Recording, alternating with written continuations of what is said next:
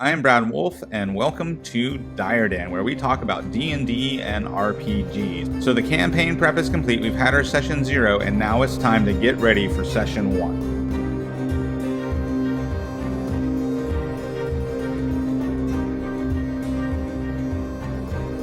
And this is the first session prep for my Shattered Obelisk campaign. And if you've been following along, you've already seen the campaign prep videos where I prepared for this campaign, but now I'm specifically diving into getting ready for session 1, which is tonight, by the way. So some of you have asked how I organize my notes, and I simply use Google Drive. And I know it's not the best thing to use, and sometimes it's hard to find what you're looking for, so you really have to intentionally organize your Google Drive. And I kind of have this love-hate relationship with Google Drive because there's things that I really like about it and there's things that I really don't. And that's true of D&D Beyond as well. So I rely on Google Drive and D&D Beyond, and I have this kind of love-hate relationship with both of those programs. But it's what I've got, and it does work. Never works quite as well as I want it to, but it gets the job done. So the first thing I'm going to do is come down to my folder that I created for Shattered Obelisk. And I find that's vitally important with Google Drive is you make sure you create your folder at the beginning and you create your documents inside that folder. And otherwise, it gets really hard to find what you're looking for when your Google Drive gets really full. Now inside the folder, I have my campaign prep notes that you've seen me working on in the previous videos. And now I've created my session 1 prep document here. And the first thing I'm going to do before I go into my session prep document today, I'm going to click on my campaign prep notes and come down to share and come down to get link. I click on get link and this box pops up and I click on copy link and then close that box. And now that I have the link copied, I open up my session prep document. There we go. And I'm going to paste that link here and hit return. And now that links this document to my other document. And as I go throughout my session prep, I can add links to other documents as chapters that keep my notes organized. So hopefully that makes sense and answers your questions and you find that useful. Otherwise, you can use Notion or Campaign Cartographer or some other software. And the main reason I use Google Drive and D&D Beyond is because I can access it from my mobile device. So a lot of the stuff that I've already put in this document, I put in there from my mobile device whenever I had time to kill. So whenever I have a bright idea or I have some extra time, I can pull out my mobile device and start adding to this document. So when I sit down at my desk to finalize this session prep, I've already have a bunch of things in here. These here are the 8 steps that I use, and these are not mine. I did not make these up. These belong to Mike Shea from How to Be a Lazy DM. And these steps are great, and I never saw a reason to reinvent the wheel. So what I did was I designed my campaign prep steps to fit with Mike Shea's session prep steps. So real quick, just to go over this, we have review the characters, and that's specifically the player characters and the players and their motivations. Second, we have create a strong start, and that's usually a combat or some intense role play that gets the drama moving. Next, we have outline potential scenes, which I think is what most people think of when they think of session prep. And then the real secret sauce is step 4. That's develop the secrets and clues, and we'll come back to that in a minute.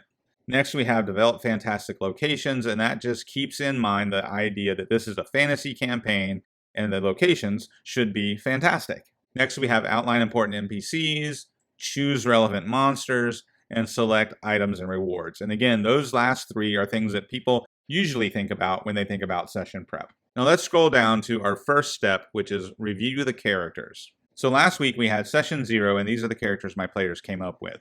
First of all, we have the all-knowing sage Fig the Forest Gnome, Jerabel Darkforge, the Hill Dwarf Life Cleric, Ethelion, the Human Paladin, Laro Slaughter, the Human Rogue, Geralt of Oakhurst, the Human Blood Hunter, and Lars, aka Larry, that's right, the players are already calling him Larry, the Aasimar Warlock. Now if I scroll down to my map, we'll see that Cryptgarden Forest is down here at the bottom of the map. And that is where Fig the Forest Gnome is from. And the reason he calls himself the all-knowing sage is because he has read every book in the Cryptgarden Forest. Therefore, he considers himself knowing all the knowledge that is to behold in Cryptgarden Forest, and now he's gone on an adventure to find new knowledge. And Jerabel Darkforge, the Hill Dwarf Cleric, is also from Cryptgarden Forest. So the two of those have a standing relationship going into the campaign. Oh, and I should jump in here and give you a trigger warning because we're about to talk about some violent stuff because two of my players have fully embraced the eldritch horror aspect of this campaign and made some pretty dark characters. And then we have two other characters who know of each other by reputation, and that's Athelion the Paladin, who is going on a quest from Leland out to explore all the different temples and shrines across the northern Sword Coast. So his character backstory sets him up to visit every place on the map, which I think is a really great thing to do as a player. Next we have Lero Slaughter, who is also from Leylon, and she is a rogue, but she's a monster hunting rogue. So her backstory is that she was raised by the House of Slaughter, this enigmatic organization that is designed to hunt monsters. So the goal is for this rogue to take the assassin subclass and use those assassination skills to hunt monsters. And the House of Slaughter might sound familiar to you because it's from this comic book, Something is Killing the Children. And this is essentially the inspiration for my player's character is Erica Slaughter from the House of Slaughter from this graphic novel series, Something is Killing the Children, which is a great comic book series. And if you are interested at all in dark themes and action-packed comics, this is a great one. By the name alone, you should know to stay away if you're not okay with graphic violence. But it is a really great story. It's worth reading. So those characters both know each other, and they're from Leyland. And we all agreed to call this town Leyland instead of Leland, because we live near a town called Leland, and we kept accidentally calling Leland Leland. So we've just decided to call it Leyland. Hopefully that'll make it easier. I don't know. Lastly, we have our Witcher clone, Geralt of Oakhurst, who is, of course, from Oakhurst up here, and Larry the Warlock, Lars, aka Larry the Warlock, are both from Oakhurst. And obviously Geralt is the Witcher. And the funny thing about Larry the Warlock is he just kind of evolved during Session 0. We were joking around about making the most edgelord character possible, and we kept throwing out ideas, and the player decided to just use all of them.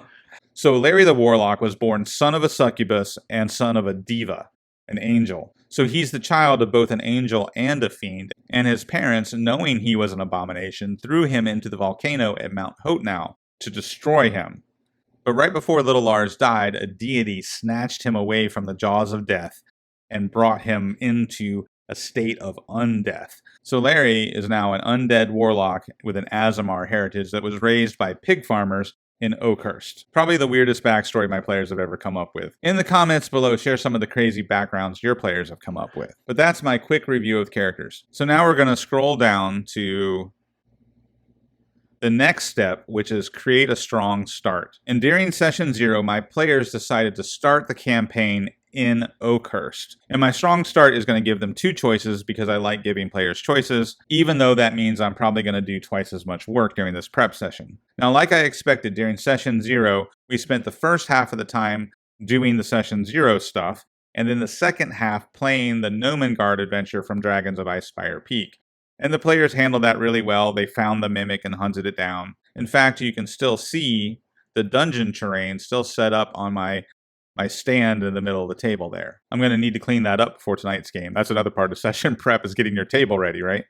So during that Session 0, they decided that they were going to start the game in Oakhurst to investigate the recent earthquake that happened there and the missing people. And that's going to lead them to Sunless Citadel. So for my strong start, I'm going to have them on the road to Oakhurst, and we have two possible encounters because they have two choices. I like giving players choices, even though it means more work for me during session prep. So they'll be traveling north along the Sword Coast away from Nomengard to Oakhurst, and then once they veer off the main road, there's going to be two ways for them to get to Oakhurst. So they can choose the Blackford Crossing, which takes them up and around to Oakhurst, or they can choose the mountain trail that cuts directly across the rough terrain. If they take the Blackford Crossing, they're going to run into kobold bandits who are going to levy taxes on them, basically ask for money in order for them to keep using the road. But if they go the mountain trail, they're going to run into a bullywug ambush. So the kobolds could be a roleplay encounter if the players want it to be,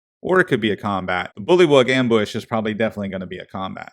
And that gives me two choices for my strong start. Now let's scroll down to our next one, which is outline potential scenes. Now when you're doing session prep this way, you're not necessarily doing it in chronological order, because the scenes that I outlined here are the scenes from the dungeon. But the players are going to go to the town first and then get news of the dungeon. I'm not worried about outlining the scenes in Oakhurst, because there's a later step in this process where you outline the NPCs. So when they get to Oakhurst, I'm going to run those scenes from my NPC page.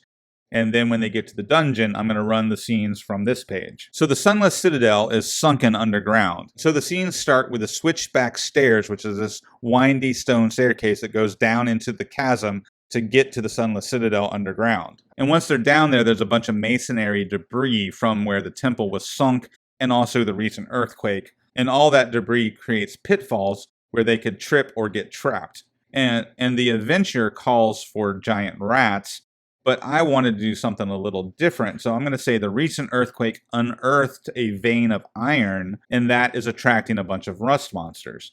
That ups the difficulty level. And since I have 6 players, I thought using rust monsters would be more fun than giant rats. And my 6 players can handle that. And to drive the tension in that scene, I've created a timer so that anytime someone trips or gets stuck in one of the pitfalls, I roll a d4, and that means another rust monster is on the way. So I don't necessarily expect them to just fight wave after wave of rust monster, but it could turn into that. I largely expect them to try to just rush inside the building to get away from the rust monsters. That would be the smart thing to do. But you never know. We'll see.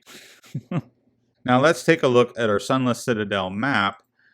And you can see the main entrances here by this round tower.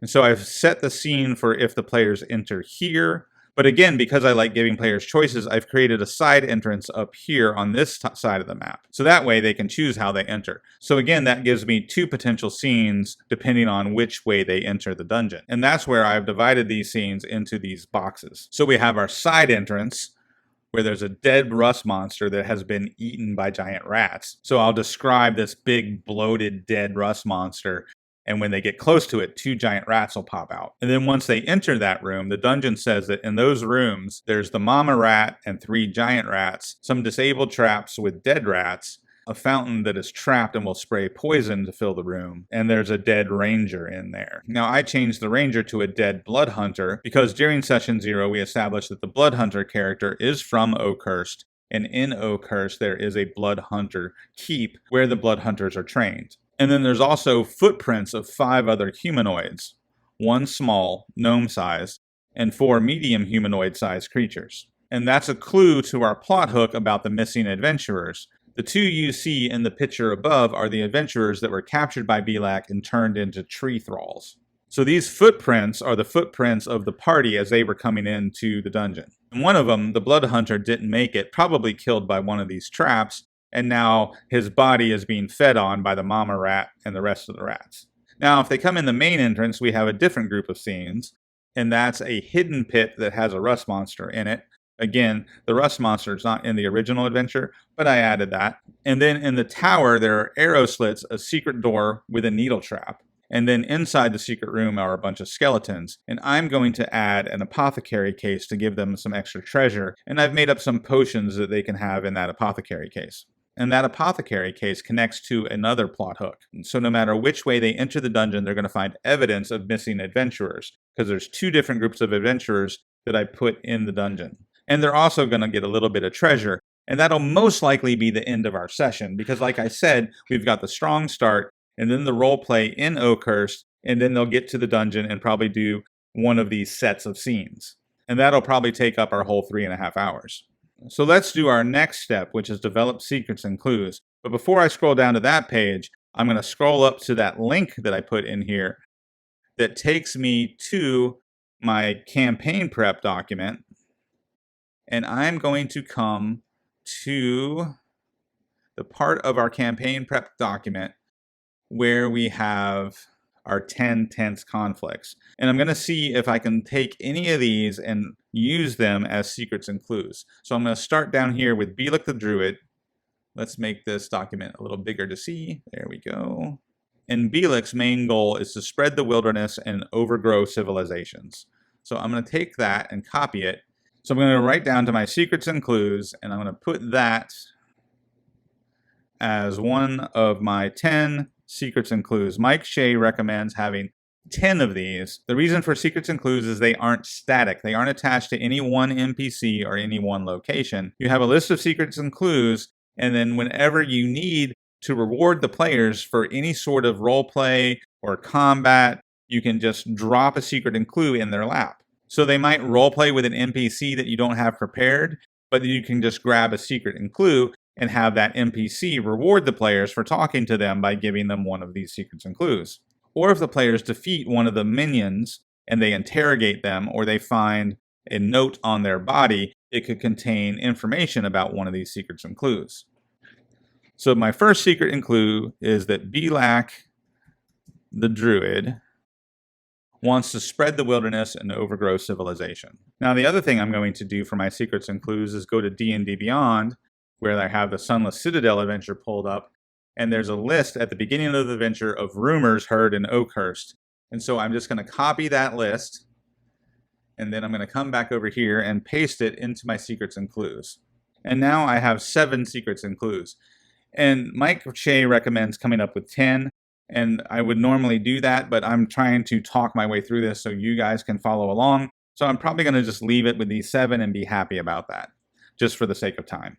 So that's a lesson there. None of these rules are hard and fast. You can bend them however you need. Now let's go ahead and scroll down to develop fantastic locations. And this is pretty much already done because our Sunless Citadel is a fantastic location. The fact that this building is still intact, even years after it was swallowed up underground by a giant volcanic eruption, that's pretty fantastic. So the reason I put it here in my notes is to remind myself to describe it this way, because I've run Sunless Citadel 3 different times, and I've never made a big deal about the fact that this building is still intact, even though it's buried underground. So I want to have this idea fresh in my mind before I go into the session so that I actually describe it that way and give the feeling of that fantastic, miraculous nature of this building, because that helps to remind us that we're playing in a fantasy world where weird and strange things can happen. Next, we come down to outline the important NPCs, and I've already done that work. Again, this is mostly cut and pasted right out of the Sunless Citadel adventure. So again, this didn't take any work at all. The only thing I'm going to do is I'm going to change the jail so the players can learn about the first group of adventurers at the general store from Caro and Hercule, because her son and daughter are missing, and they're the 2 in that image up there who are now tree thralls. But then I want to have a second group of adventurers who also traveled to Sunless Citadel and didn't return. So I'm going to change the jail to an adventurers guild. And that would actually cover those other 3 secrets and clues that we need, because there would be information about those 2 missing groups of adventurers and who they owe money to here at the Adventurers Guild, and what kind of compensation the players can get if they bring these folks back to the Adventurers Guild, as well as the missing son and daughter and the fact that one is a wizard and the other has a magic sword. That's definitely enough secrets and clues to drive the players towards the Sunless Citadel. Now let's go down to the choose relevant monsters, and I've already done that, because remember during our campaign prep we established that there are bullywugs instead of goblins in the Sunless Citadel, and I decided I wanted to replace some of the giant rats with rust monsters. So we've got those. And then the other thing, remember when I was doing the factions, I said I wanted a bullywug brute and a bullywug scout. I decided that I don't have any good miniatures for a bullywug scout, so I decided to make bullywug mages instead. I'm using the evil mage stat block out of Lost Mine of Pandelver, but I changed up the spell list to make it a little more swamp-like with Grease and Misty Step, but also to give it more elemental powers because it's a disciple of the Druid, so they have Ray of Frost, Witch Bolt, and Hellish Rebuke. I always like giving my NPC spellcasters reaction-based spells like Misty Step and Hellish Rebuke, because giving your monsters reactions and bonus actions helps balance out the action economy. And now we come down to our last step, which is select magic items and rewards. Now, because we gave the players options of how they can enter the dungeon, there's the side entrance, so this is the treasure that they will find on the dead blood hunter, because the adventure explains that there's a dead ranger in that room. I just made the ranger a blood hunter. But then if they come in the main entrance, this is the body of the dead alchemist with his bag of potions and his magic hat. And again, these are minor magic items that the players can have at first level. The other reward found on both of these bodies is a brass key. and that connects back to the Adventurers Guild. So how I'm going to set up the plot for the missing adventurers is that they have lockboxes at the Adventurers Guild. So bringing back the keys will get the players rewards from the guild. And that was a way to increase the monetary incentive of finding the missing adventurers. So there you have it. That's me using Mike Shea's Lazy DM steps to prep a session combined with my campaign prep steps. So that's basically how I run a campaign. You now have all my secrets. Well, some of them. So stay tuned. I have several DM advice videos in the works, and we'll do a campaign diaries series where I report on what happened last session and you see me prep for the next session. And I'll continue to use these steps from Mike Shea, and I'll tie these back into my campaign prep steps. And we'll borrow ideas from other sources along the way as well. But as always, thanks for watching, and I'll see you next time in the Dire Den.